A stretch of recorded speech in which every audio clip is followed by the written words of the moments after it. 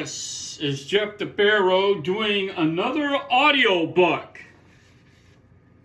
This is Jack Hunter's The Blue Max. And if you ever saw the movie, go for it. You can find it on Amazon Prime. Anyway, this is The Blue Max, and I have not read this book before. So here we go. I've seen the movie. Chapter 1. Bruno Stachel stepped down from the truck and surveyed the airfield's forlorn expanse.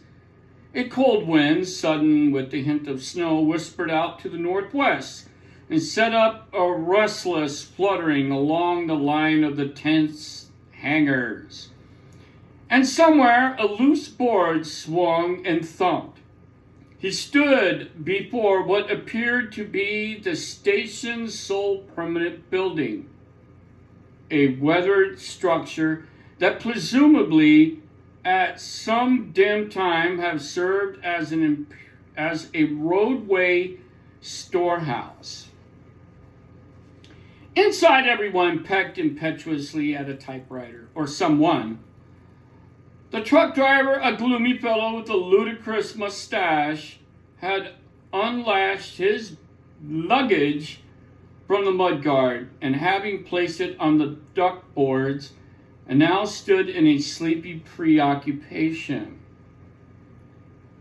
"Wait here a moment," Stachel instructed, squinting into the wind.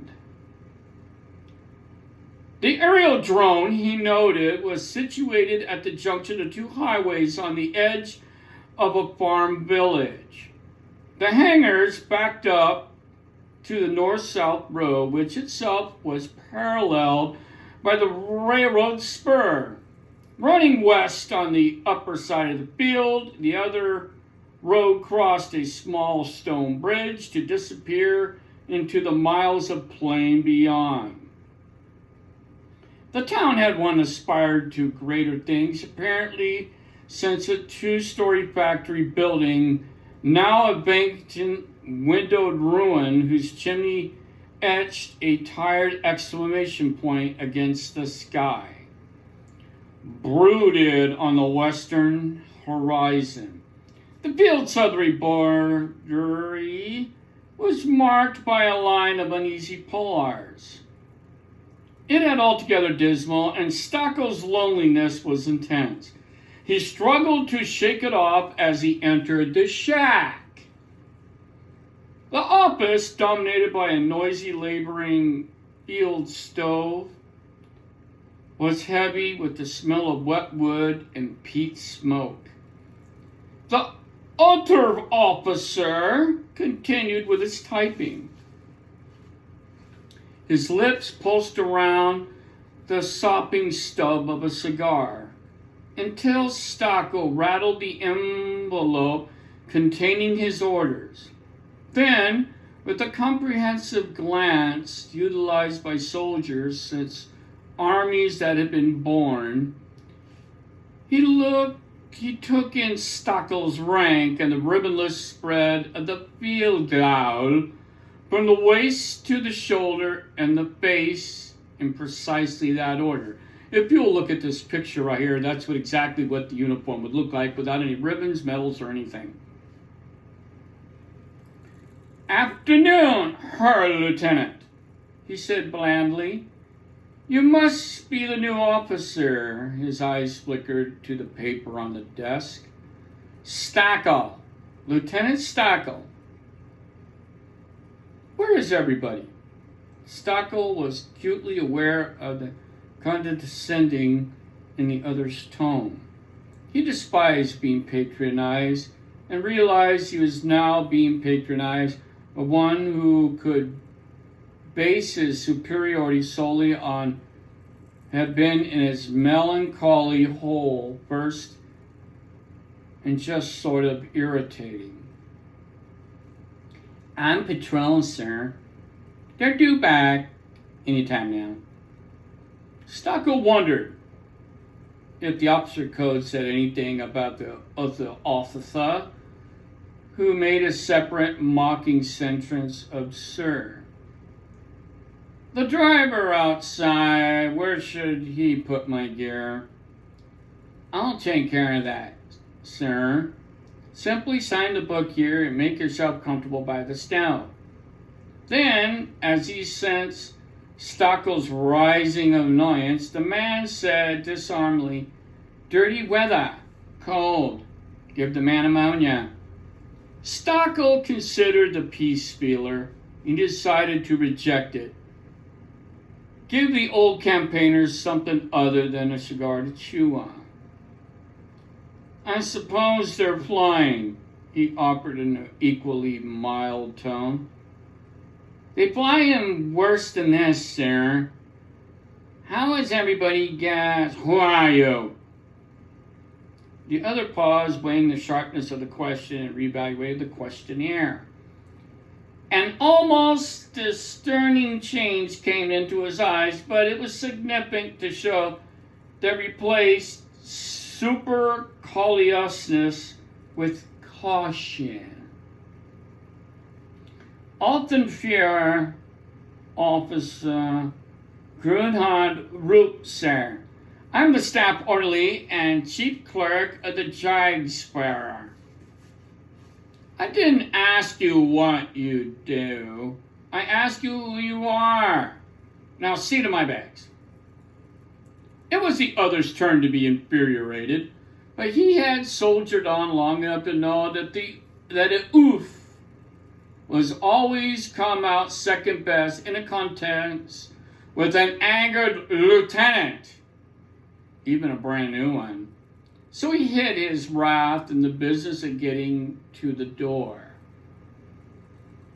When Ruth left, Stachel signed his name to the duty book and noted the time and date, and once again struck by the brevity of interval that has passed since the day that he entered the flying school at Cologne.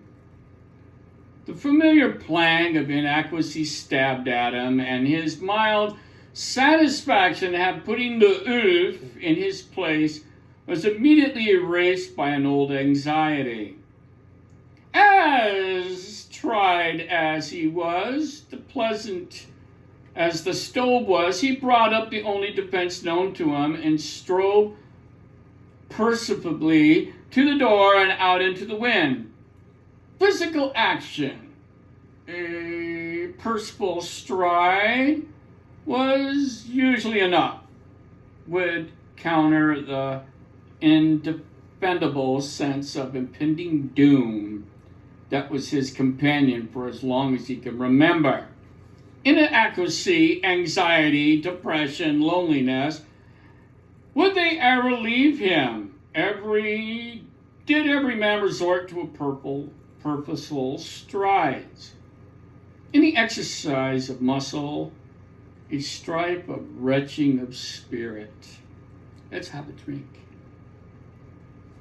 He looked into the large tent adjacent to the headquarters building and watched the trio of mechanics struggling profanely to hoist the engine from a mud-splattered albatross.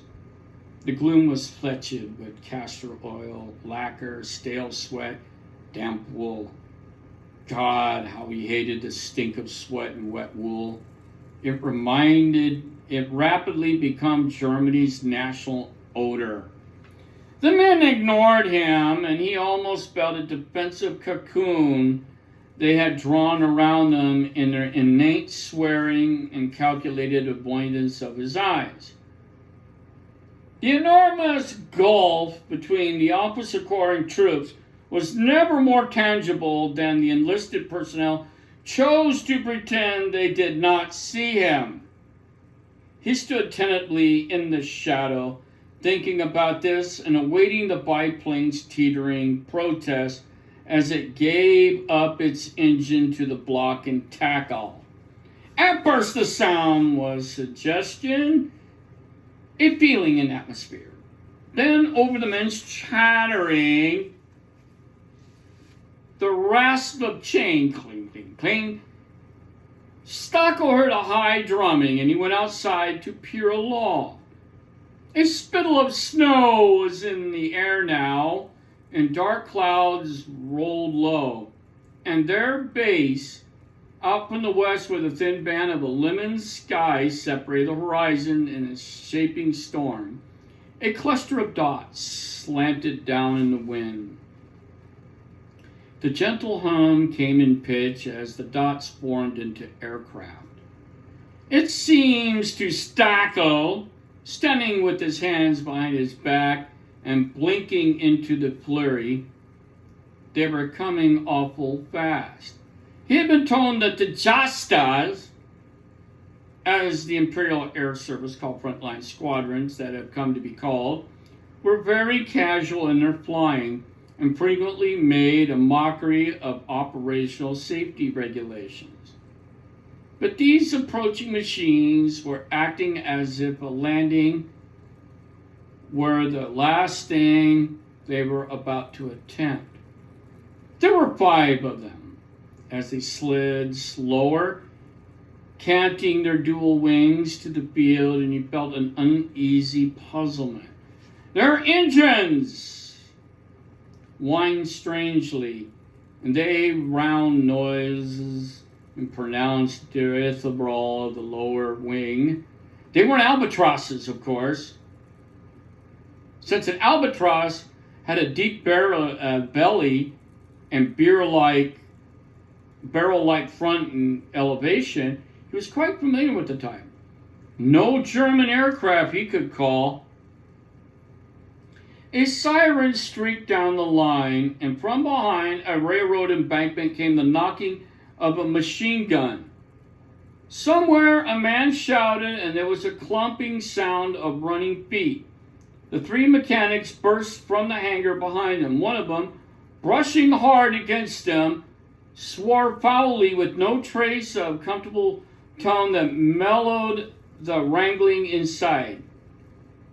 Stachel fought for balance, paced sideways in an indecision confusion. The dry sticks crackled noisily in the air about him, and the rush of engines beat down with a numbing shock wave. Then they dropped in an instant, and an angry, dwindling snarl. "You better get down on your belly, sir, otherwise our English visitors will punch several extra navels in it." The oozer's cold cigar, an inch from Stachel's nose, waggled up and down as words came around. His eyes again hinted derision. "Shall we be doing something?" "What will you suggest, sir?" "How about shooting back at the Englishmen? Or isn't that fashionable amongst you old-timers?" "Suit yourself, sir, but this old-timer who's going to get on his ass under an umbrella." Stachel lurched into the cigar's wake and followed Rump around the hangar and crouched behind the returning roar.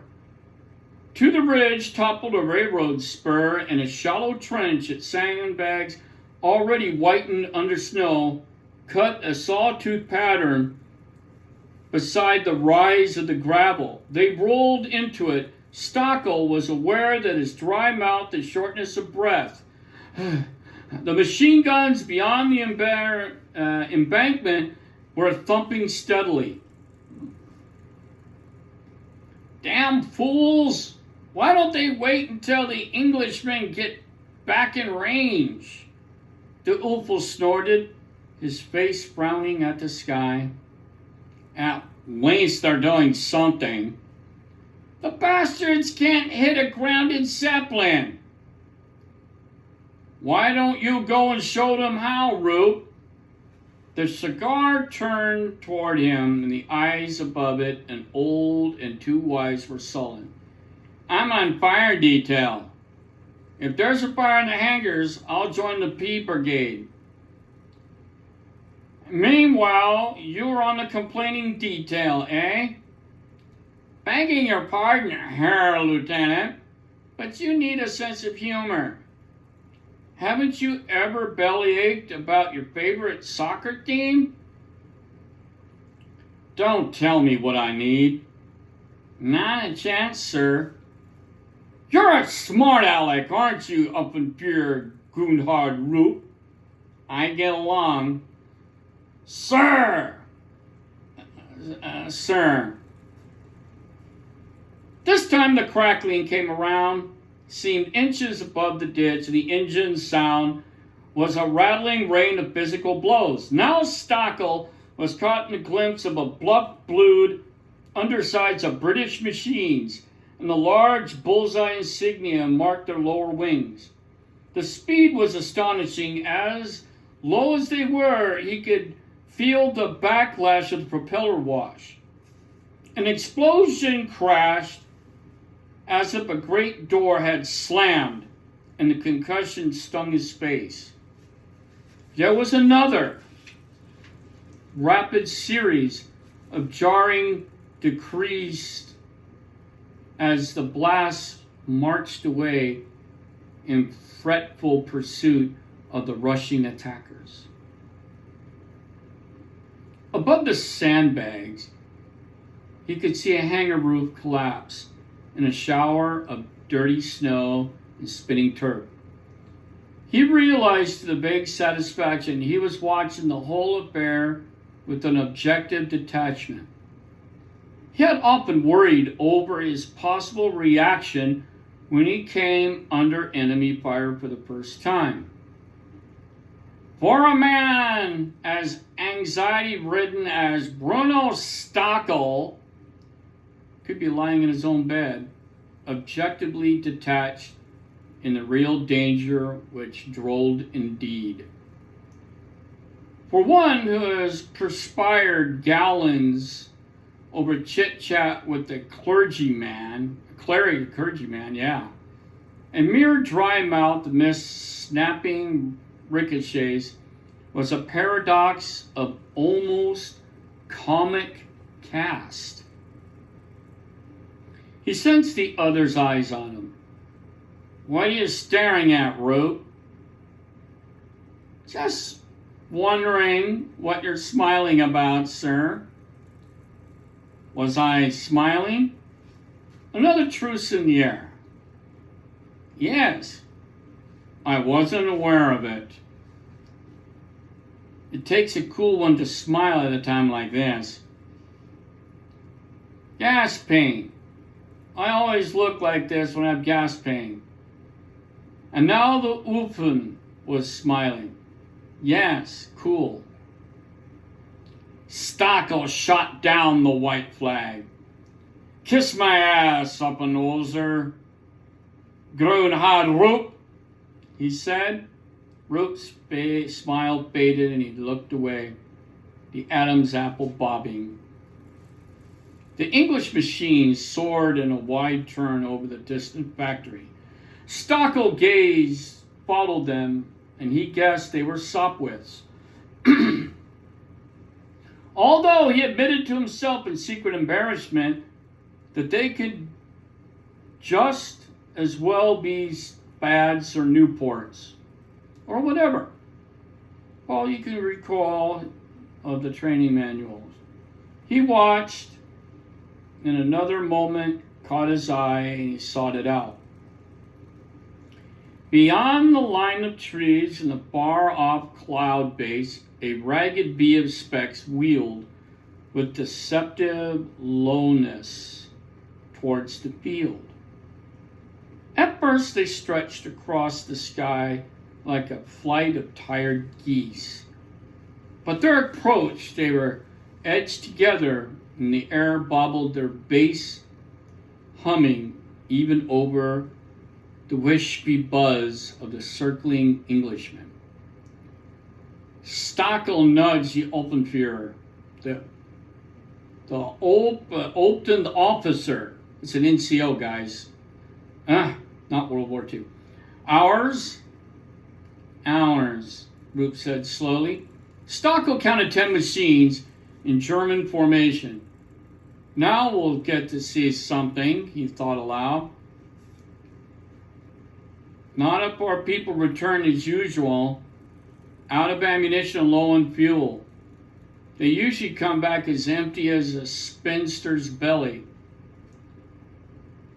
Not likely today, I would say. Otherwise, they wouldn't barge in like this.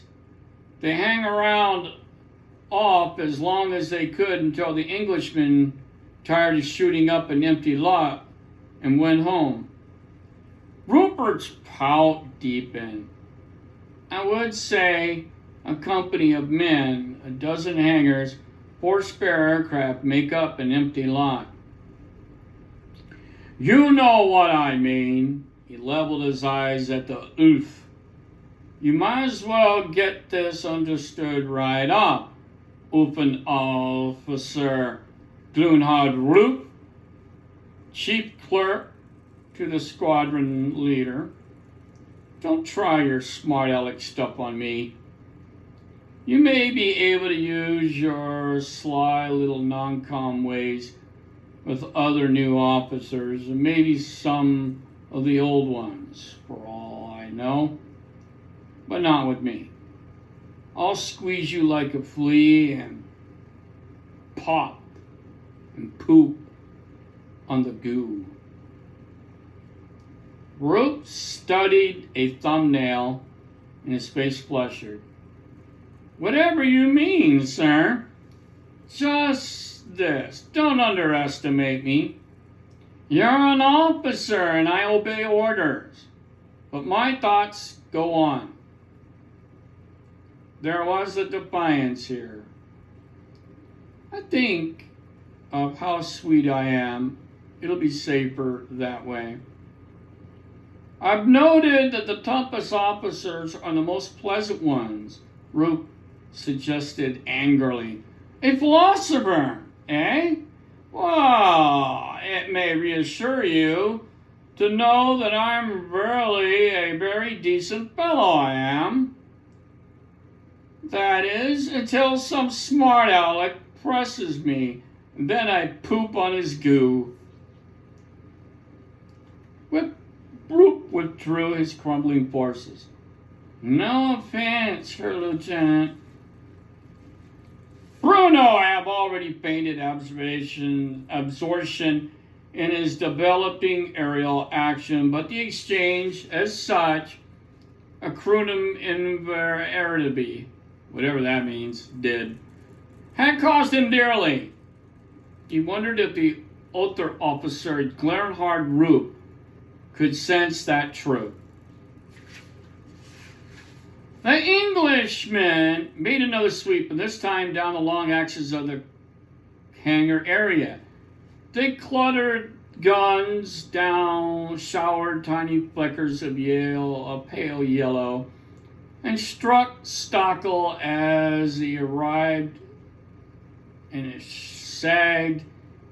The truck, its windshield dissolving in a shower of glass and dust. Somewhere someone whimpered. For Roop's benefit, Stachel shook his head professionally as he's seen the instructors do at coin. 2-to-1 odds, those Tommies are fools. But he was thinking, he's only a friggin' non-com, and probably one of those Bolsheviks to boot. Where's there to be upset about? As the point of the V, which now a tight wedge of thunder, Otto Heidelmann decided that the raiding Englishmen were fools. Brave to be sure, but fools. However, such was the history of the English people, and if these 5 fellows wanted to be conformists, so be it. He glanced over his shoulder at the formation and was pleased to see how well the others had closed in. They were really quite good. Even the newer ones were first rate. The past hour and a half, it's been eventful. They've traced a large triangle flying from an aerial dome west where the scarp crossed the lines, and then southwest for 19 kilometers along the front. And finally, after several circuits of the area of responsibility, almost due north over Canterbury to close out the patrol. Only once they sighted an enemy aircraft, a low-flying trio of de Havilland artillery spotters had disappeared ghost-like in the ground haze. Later, he has considered sending several machines at the observation balloon that was formed a swollen obscurity at the end of its tethers, south of the Clodiers. But Muller, the Josta's balloon specialist, was in charge of the Keter, composed of newer men, and it would have been too risky to commit them and to the time consuming to organize another section.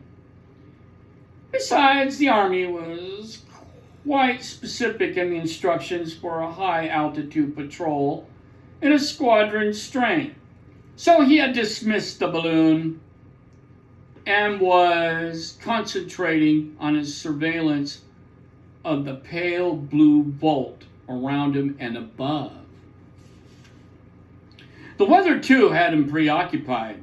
The low rolling clouds moved in from the northwest and could be very much more dangerous than empty machines, and he did not want to lose half of the Josta simply through the unintention of their movements. The sky was a strange and deceptive thing, at one moment bright and cheery, and the next opulent and baneful. In the early days, he had more than once found himself entirely lost in the shining sky within few minutes of leaving the field. The only once he had dared to enter a storm cloud, and he barely survived a subsequent crash.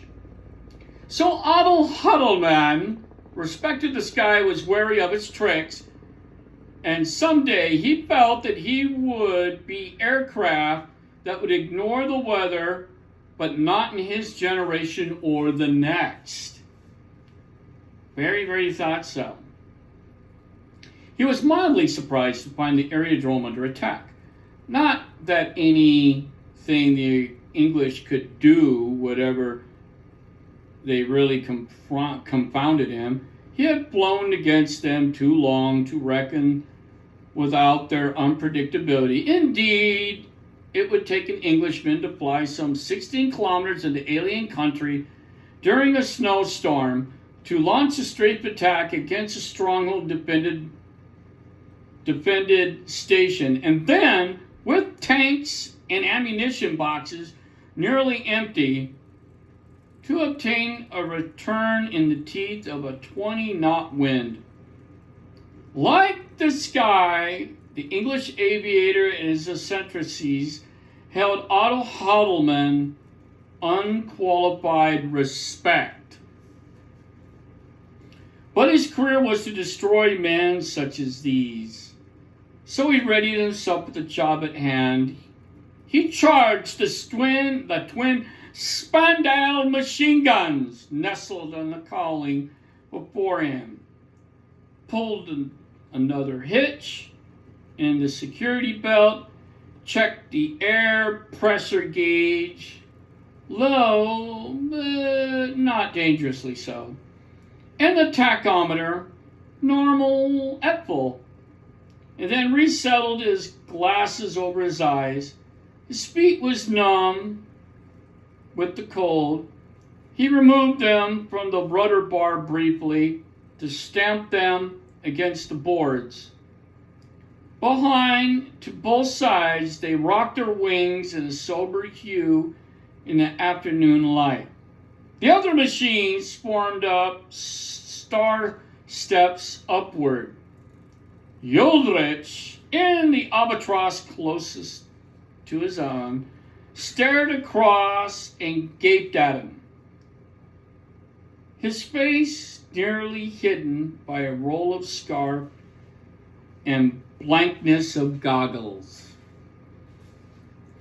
Heidelman pointed to Mueller to his right, and then swept his arm towards the southwest.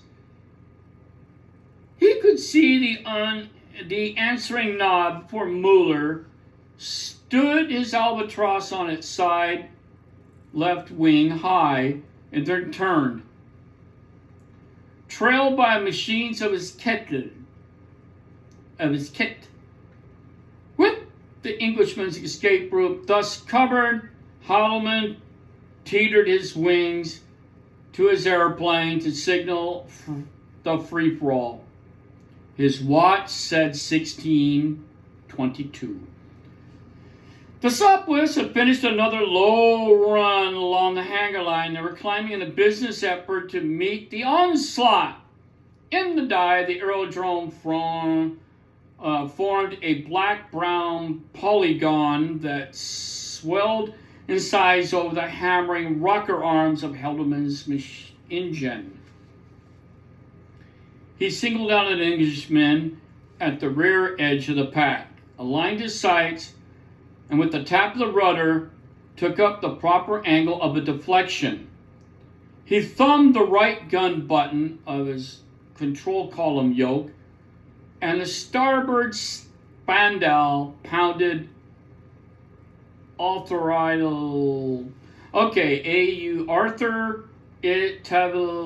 Talavi. Whatever. Too high. Another correction. Again, the jabbering motion. This time, the full fire level, as both ammunition tracks tumbled as the cartridges raced in a dull copper blur. He closed behind the Sopwith now, and the Tommy's khaki wings snapped to the vertical in a full torque right bank that barely cleared the rushing turf. A quick 3-round burst from both guns tore away the white, red, and blue rudder directly ahead. Then Heidelman pulled up in an arcing climb to watch the English craft cartwheel wildly through the farmyard, trailing a weather of junk. Oddly, there was no fire. Circling at barely 50 meters, Heidelman took stock. A demolished aircraft was burning briskly beside the railroad, but he was unable to determine its nationality. Another column of smoke traced an enormous soot brown question mark in the air above the abandoned factory. The sole Tommy was still visible, was faltering in the vortex of a twister of albatrosses. Even as he watched, the enemy machine turned on its back to plummet sickly into the marsh. Heidelman throttled back the hammering engine and sighed deeply, taking his first real breath since the insane plunging and whirling had begun. As usual, his mouth was stickily dry. It was 16:23, and the snowing quite heavily. That is the end of chapter 1 of The Blue Max. Apparently it took 1 minute for Heidelman to shoot down that British aircraft. So, if anybody ever saw the movie, you got to go see it. You'll find it on Amazon. And yes, this is what an Iron Cross looks like from the First World War. It has a W with the crown above it. This is nothing, has nothing to do with Nazi Germany or anything. Anyway, and of course, some of those men that flew the aircraft, get shot up, they get a wound badge, other stuff like that. Anyway, this is Jeff the Pharaoh, and this was Chapter 1, audiobook of the Blue Max. Hoa.